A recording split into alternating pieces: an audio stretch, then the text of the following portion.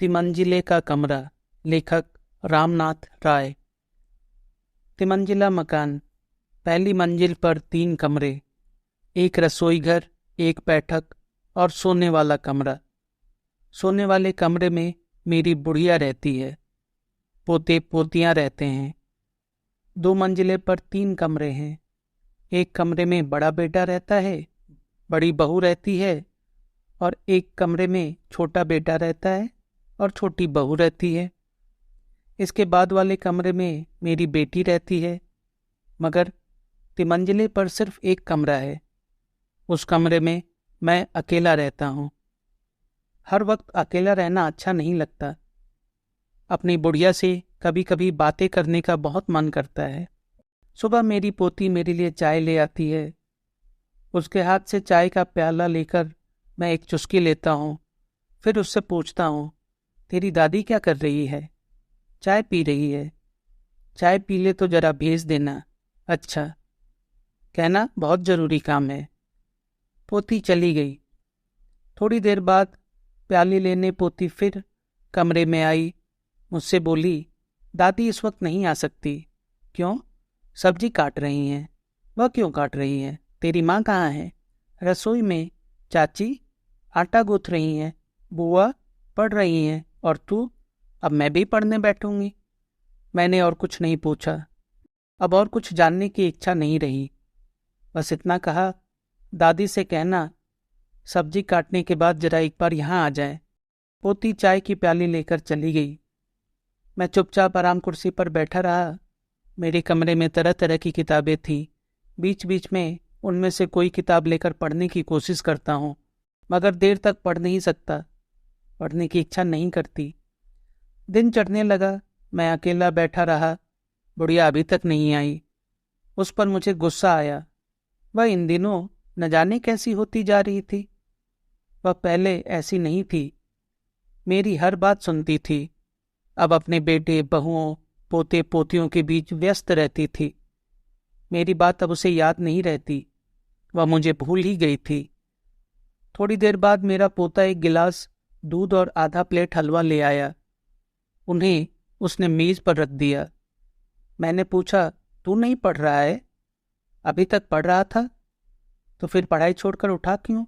दादी ने यहाँ भेज दिया। दादी खुद नहीं आ पाई। मेरा पोता इस बात का जवाब न देकर कमरे से बाहर जाने को हुआ। तभी मैंने उससे कहा, अपनी दादी को एक बार यहाँ आने के लिए कहना, जरूरी बात है। अच्छा। पोता चला गया। मैं चुपचाप हलवा खाने लगा। उसके बाद दूध पिया। नाश्ता करने के बाद फिर से चुपचाप बैठ गया।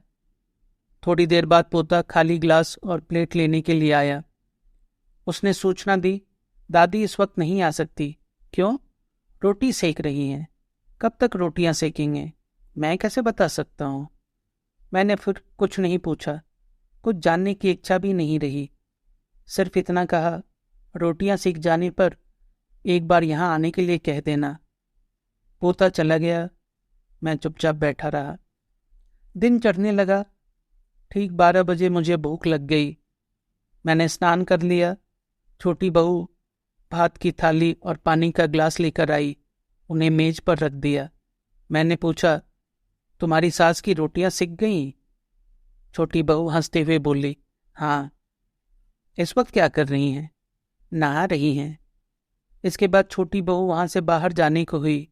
उससे मैंने कहा, नहा लेने पर अपनी सास को एक बार मेरे पास भेज देना। अच्छा। छोटी बहू चली गई। मैं भोजन करके हाथ मुंह धोकर लेट गया। दिन बीतता रहा। इस बीच मेरी आंख लग गई। छोटी बहू भात की थाली और गिलास लेने कमरे में आई थी। मुझसे बोली, माँ का इस वक्त आना मुश्किल है। क्यों? वे आराम कर रही हैं। यह सुनकर मुझे अच्छा नहीं लगा। मेरी बुढ़िया पहले जैसी नहीं रही थी। अब वह काफी बदल गई थी। अब मुझे 2 वक्त का खाना देकर निश्चिंत हो जाती थी। मेरे पास एक बार भी आने की जरूरत महसूस नहीं करती थी। छोटी बहू टेबल पहुंचकर थाली ग्लास लेकर चली गई। मेरी आंख फिर से लग गई। जब नींद टूटी तो शाम हो चुकी थी। हाथ मुंह धोकर आराम कुर्सी पर बैठा रहा। कुछ देर बाद मेरी बेटी मेरे लिए चाय ले आई। मैंने उसके हाथ से प्याली लेकर एक चुस्की ली। बेटी ने कमरे को साफ कर दिया, बिस्तर झाड़कर ठीक कर दिया। मैंने चाय पीते पीते पूछा, आज कॉलेज गई थी? हाँ। कब लौटी? कुछ देर पहले। इम्तिहान कब होंगे? अभी देर है। इसके बाद मेरी समझ में नहीं आया उससे क्या पूछूं, इसीलिए कुछ क्षण रुककर अचानक मैं पूछ बैठा, तेरी माँ क्या कर रही है? माँ घर में नहीं है। कहाँ गई है? पता नहीं। कब लौटेगी? कुछ बताकर नहीं गई है। मैं खामोश हो गया। बेटी ने कमरे को साफ सुथरा बना दिया। मैंने भी चाय पी ली थी। इसके बाद वह खाली चाय का प्याला लेकर बाहर जाने को हुई, तभी मैंने उससे कहा, तेरी माँ जब लौट आए तो एक बार मेरे पास आने के लिए कहना। अच्छा। बेटी चली गई, मैं अकेला बैठा रहा। शाम ढलने लगी, अंधेरा होने लगा था। धीरे धीरे चारों तरफ अंधेरा छा गया। मेरा बड़ा बेटा शायद अब तक घर आ गया होगा। छोटे बेटे के भी घर लौटने का वक्त हो गया था। शादी के पहले छोटा बेटा देर रात को घर लौटता था, कभी कभी 12 बजे वापस आता था। इसे लेकर उसे काफ़ी कुछ कहा गया था, मगर कोई असर नहीं हुआ था। अब कुछ कहने की जरूरत नहीं पड़ती।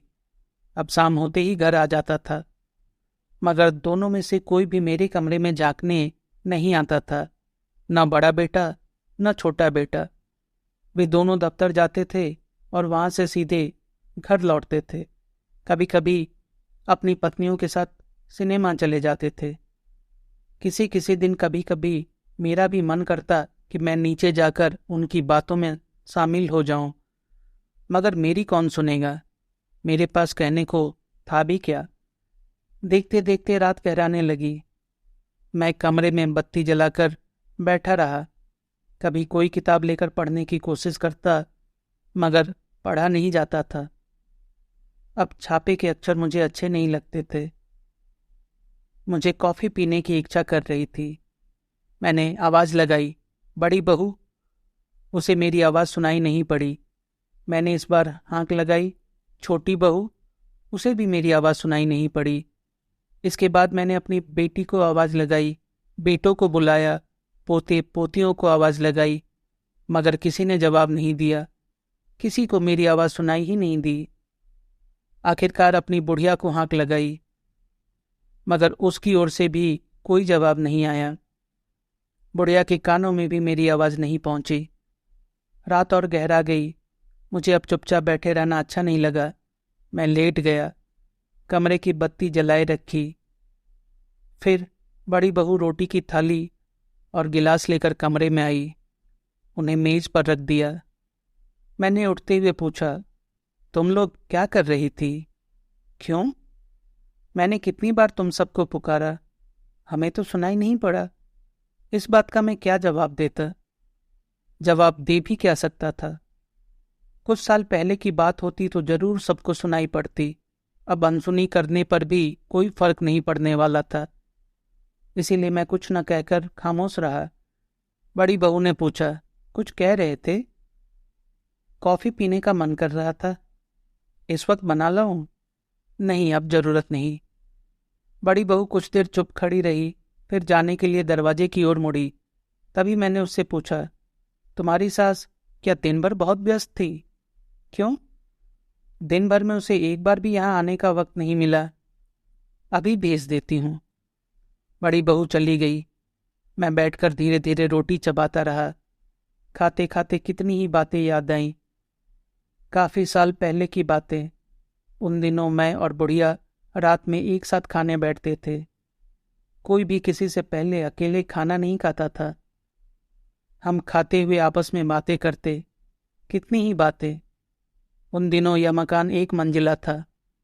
उन दिनों हम एक ही कमरे में रहते थे। इसके बाद हमारे बच्चे हुए, वे बड़े होने लगे। उनके लिए कमरे की ज़रूरत पड़ने लगी। 1 मंजिला मकान 2 मंजिला हुआ। मैं 2 मंजिले पर रहने लगा। बुढ़िया 1 मंजिले में ही रह गई, ऊपर नहीं आई। तब भी हम दोनों रात में एक साथ खाना खाते थे। इसके बाद दोनों लड़कों की शादी हुई। फिर कमरे की ज़रूरत पड़ी। इस बार बच्चों के लिए नहीं, मेरे लिए। मुझे तिमंजिले के कमरे में जाना पड़ा।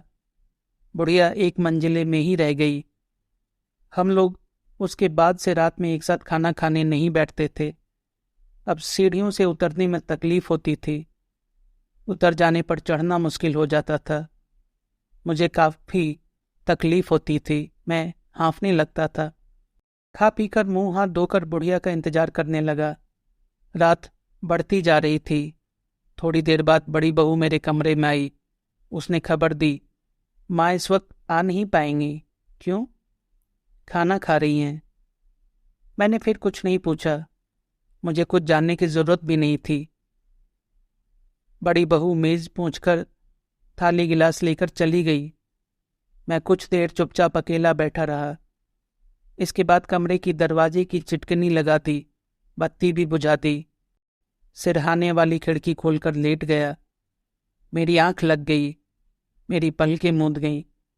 अचानक मेरी नींद टूट गई। कोई दरवाजे की सांकल को जोर से बजा रहा था। मैंने हड़बड़ाते हुए दरवाजा खोला। देखा, अंधेरे में बुढ़िया अकेली खड़ी थी। इस वक्त मैं उससे क्या कहता।